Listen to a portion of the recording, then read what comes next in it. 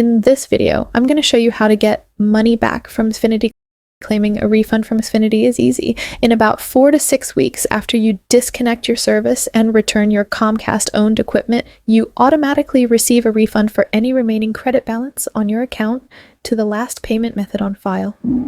You'll receive an email notification from notification@xfinityrefunds.com at your preferred email address with amount of your refund.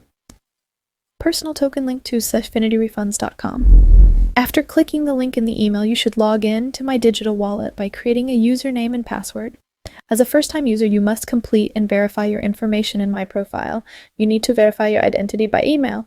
Once verified, you can confirm the refund by clicking Yes.